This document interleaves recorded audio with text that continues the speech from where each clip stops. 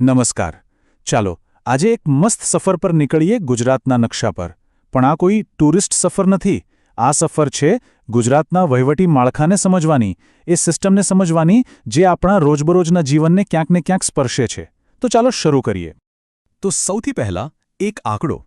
ગુજરાત આટલું મોટું રાજ્ય કેટલા ભાગમાં વહેંચાયેલું હશે? જવાબ છે 33. જી હા, ગુજરાતમાં કુલ 33 જિલ્લાઓ છે અને દરેક જિલ્લાની પોતાની એક અલગ ઓળખ અને વહીવટી સિસ્ટમ છે. પણ સ્ટોરી અહીં પૂરી નથી થતી. આ 33 જિલ્લાઓની અંદર પણ નાના નાના ભાગ પાડવામાં આવ્યા છે. કેટલા? પૂરા 252, જેને આપણે તાલુકા કહીએ છીએ. આટલા બધા તાલુકા બનાવવાનો સીધો મતલબ એ છે કે સરકાર અને એનું કામ છેક પાયાના સ્તર સુધી લોકોની એકદમ નજીક પહોંચી શકે. તો પછી ચાલો ને આ આખા વહીવટી નકશાને જરા નજીકથી જોઈએ.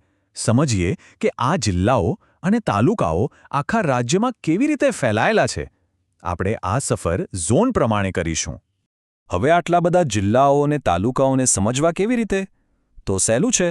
આખા ગુજરાતને મુખ્ય 5 વહીવટી ઝોનમાં વહેંચી દેવાયો છે, જેથી સમજવામાં સરળતા રહે. આપણી આ સફર 4 મુખ્ય ભાગમાં વહેંચાયેલી રહેશે, જેમાં આ 5 ઝોન આવી જશે. આપણે શરૂઆત કરીશું પશ્ચિમથી, એટલે કે કચ્છ અને સૌરાષ્ટ્રથી, અને પછી ધીમે ધીમે દક્ષિણ ગુજરાત સુધી પહોંચીશું. તો થઈ જાઓ તૈયાર. તો ચાલો પ્રવાસ શરૂ કરીએ ગુજરાતના છેક પશ્ચિમના છેડાથી, જ્યાં એક તરફ કચ્છનું સફેદ રણ છે તો બીજી તરફ સૌરાષ્ટ્રનો લાંબો દરિયા કિનારો. સૌથી પહેલાં લઈએ કચ્છને. આ ઝોનની એક મજાની વાત એ છે કે એમાં બીજો કોઈ જિલ્લો જ નથી, બસ એકલો કચ્છ, અને એ પણ વિસ્તારની દ્રષ્ટિએ આખા ભારતનો સૌથી મોટો જિલ્લો છે. આટલા મોટા જિલ્લાનું કામકાજ બરાબર ચાલે એ માટે એને 10 તાલુકાઓમાં વહેંચવામાં આવ્યો છે. હવે આવીએ સૌરાષ્ટ્રના વિશાળ પ્રદેશમાં. અહીં તો જિલ્લાઓની લાઇન લાગેલી છે. જુઓ, રાજકોટ અને અમરેલી જેવા મોટા જિલ્લાઓમાં 11 તાલુકા છે, તો બીજી બાજુ ગાંધીજીની જન્મભૂમિ પોરબંદરમાં માત્ર 3 જ. અને હા, એક ખાસ વાત નોટિસ કરી? આ જે નવો લખેલું દેખાય છે ને, મોરબી, દેવભૂમિ દ્વારકા, ગીર સોમનાથ અને બોટાદ, આ બતાવે છે કે આપણો વહીવટી નકશો કંઈ પથ્થરની લકીર નથી, એ જરૂર પ્રમાણે બદલાતો રહે છે. ચાલો આ નવા જિલ્લાઓમાંથી એકને જરા ઝૂમ કરીને જોઈએ. મોરબી સિરામિક ઉદ્યોગ માટે આખા દુનિયામાં ફેમસ છે, ખરું ને? બસ આ જ મોટા ઉદ્યોગનું કામકાજ વધારે સારી રીતે થાય, એના પર વધારે ધ્યાન આપી શકાય, એટલે આ નવો જિલ્લો બન્યો. એમાં મોરબી, વાંકાનેર અને હળવદ જેવા કુલ 5 તાલુકાઓ છે. સારું, તો પશ્ચિમનો પ્રવાસ પૂરો. હવે આપણી ગાડી વળે છે ઉત્તર ગુજરાત તરફ, જ્યાં આપણી રાજધાની આવેલી છે. જોઈએ ત્યાંનું સેટઅપ કેવું છે. ઉત્તર ગુજરાતમાં નજર નાખીએ તો અહીં આપણી રાજધાની ગાંધીનગર છે. એકદમ કોમ્પેક્ટ, માત્ર 4 તાલુકા, પણ એની બાજુમાં જ બનાસકાંઠા અને મહેસાણા જેવા મોટા જિલ્લાઓ પણ છે. અને હા, સૌરાષ્ટ્રની જેમ જ અહીં પણ એક નવો જિલ્લો બન્યો છે, સાબરકાંઠામાંથી અલગ થયેલો અરવલ્લી. અને હવે એકદમ ખાસ વાત, આ જે બનાસકાંઠા છે ને, એ આખા ગુજરાતમાં સૌથી વધુ, જી હા, પૂરા 14 તાલુકાઓ ધરાવે છે. હવે સવાલ એ થાય કે આટલા બધા તાલુકા કેમ? તો સીધી વાત છે, જિલ્લો બહુ મોટો છે અને ભૌગોલિક રીતે પણ ખૂબ જ અલગ વિસ્તારો છે. તો શાસન દરેક ખૂણે પહોંચે એ માટે આ જરૂરી છે. ચાલો હવે આપણે પહોંચીએ છીએ રાજ્યના એકદમ સેન્ટરમાં, ભૌગોલિક રીતે પણ અને આર્થિક રીતે પણ, એટલે કે મધ્ય ઝોનમાં. મધ્ય ગુજરાત એટલે તો રાજ્યનું ઇકોનોમિક પાવરહાઉસ, જ્યાં અમદાવાદ અને વડોદરા જેવા મેગા સિટી આવેલા છે. અહીં પણ જુઓ, અમદાવાદ અને ખેડામાં 10 તાલુકાઓ છે. અને વિકાસની સાથે સાથે અહીં પણ વહીવટી જરૂરિયાતો બદલાઈ. ખાસ કરીને આદિવાસી વિસ્તારોના સારા સંચાલન માટે છોટાઉદેપુર અને મહીસાગર જેવા નવા જિલ્લાઓ અસ્તિત્વમાં આવ્યા. અમદાવાદ જેવા મોટા શહેરનું મેનેજમેન્ટ સમજવું બહુ ઇન્ટરેસ્ટિંગ છે.